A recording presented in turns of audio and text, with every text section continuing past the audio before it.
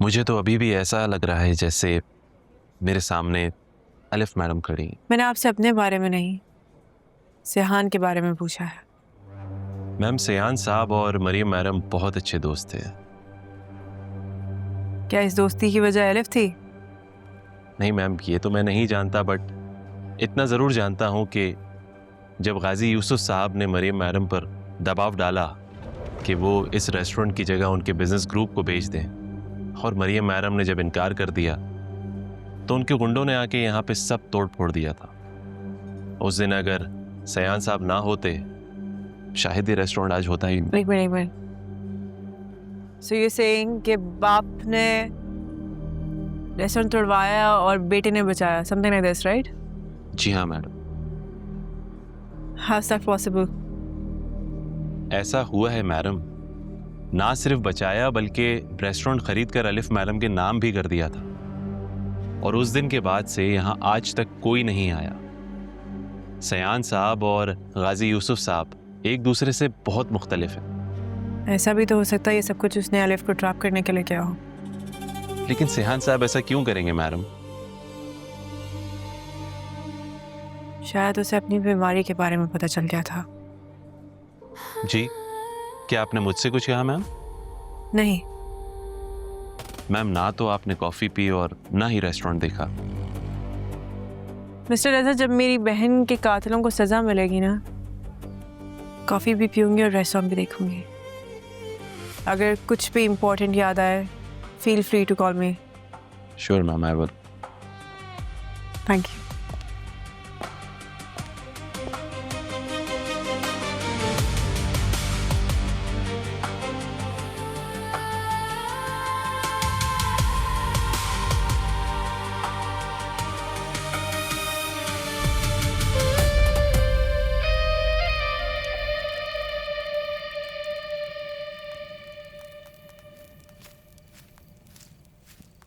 बहुत सर्दी हो गई है मैडम।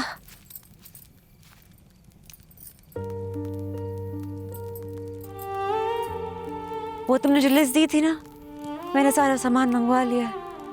शुक्र है आहिस्ता आहिस्ता गेस्ट आ रहे हैं। कितना खुशनसीब हूं मैं जो खुदा ने मुझे तुम्हारे जैसा तोहफा दिया।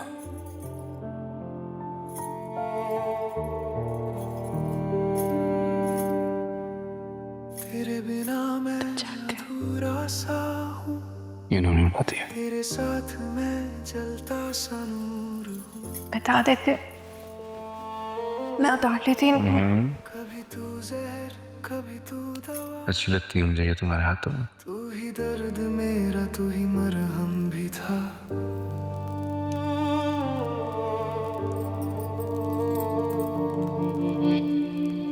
ओए, कहाँ खोए हुए हो? नहीं, मैं कहीं नहीं। तुम भी ना मुझे दीवानों की तरह लगते हो। खुले आंखों से अपने महबूब से बातें कर रहे होते हो। ये आपने चूड़ियां क्यों पहनी है? चूड़ियां क्यों उतार दूं?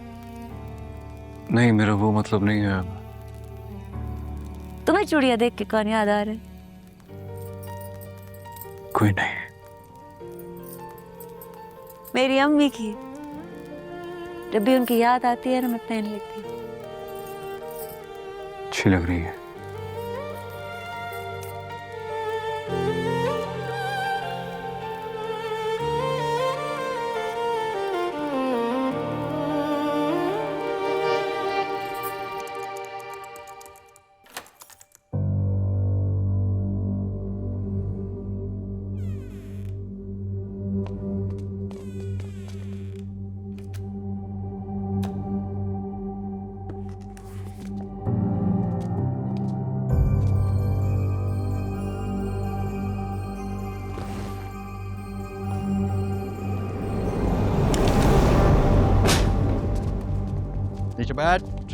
नीचे बैठ जा। आवाज बिल्कुल नहीं निकालना। नीचे बैठ जा। घर देख के तो लग रहा है कि आज किस्मत मेहरबान होने वाली है। इस घर में कुछ भी नहीं है। मैं कह रहा हूँ आवाज बिल्कुल नहीं आनी चाहिए। मुंह बंद करके बैठ। ऊपर जा तू, जो कुछ भी है लेके आ। प्लीज इसको रोकिए। मेरे इस घर के तो आवाज नहीं करनी चाहिए। चुप। घर में और क्या क्या है? कुछ भी नहीं है, इसमें सिर्फ मेरी मामा और मेरी बहन की याद। मामा और बहन की यादें, चुप कर जा। नीचे ओए। भाई कुछ भी नहीं मिला। ऐसे कैसे नहीं मिला है? देख, जो कुछ भी है सच बता दे, वरना तुझे गोली मार दूंगा मैं। कुछ भी नहीं। भाई ऐसे नहीं मानेगी। देख मेरी बात सुन, अगर अगली बार आए और कुछ नहीं मिला ना, तुझे उठाकर लेके जाएंगे हम। वो लैपटॉप उठा। अगर अपनी इज्जत और जान प्यारी है ना तुझे, तो जहां से आई है वहीं वापस चली जा। समझ में आ गई मेरी बात? चले।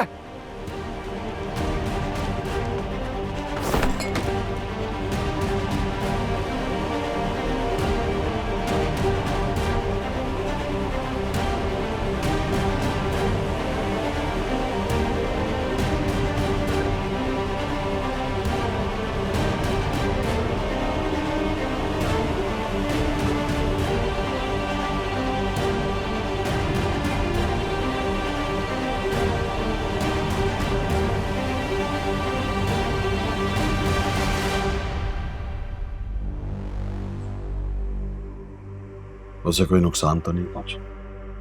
नहीं सर, मैं सच कोई नुकसान तो नहीं पहुंचा है, लेकिन लड़कों ने काफी डराया धमकाया है। मुझे लगता है कि आज रात की फ्लाइट से वो टर्की वापस चली जाएगी। और उसको भी छोड़ दो। क्या नाम था उसका? हाँ, औरंगजेब। हाँ जी, हमारे सामने खड़े होने की जितनी उसको सजा मिलनी चाहिए थी, मिल गई है। इतना काफी है। नो वरी सर, मैं खुद जहाज तक उसे छोड़ के आऊंगा। गुड। जी बेहतर। जाओ।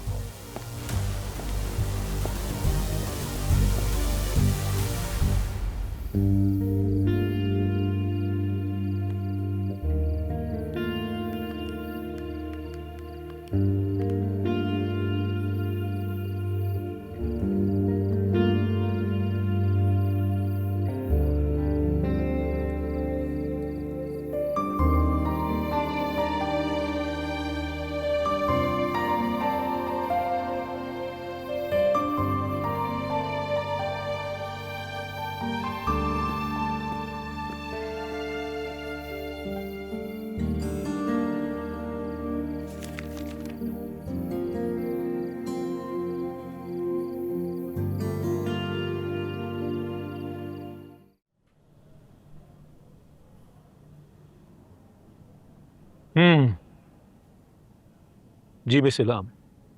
तो आप अपनी बहन का पोस्टमार्टम करवाना चाहती हैं? 2 महीने बाद आपको ये ख्याल क्यों आ रहा है कि मुझे अपनी बहन का पोस्टमार्टम करवाना चाहिए? और मेरा ख्याल है कब्रकुशाई भी आसान नहीं होगी। मैंने आपसे आपके ख्यालात नहीं पूछे इंस्पेक्टर साहब। अच्छा, बहुत अच्छा। बताना मेरा फर्ज है। आगे ऐसे ही होगा जैसे आप चाहेंगी। बेटा,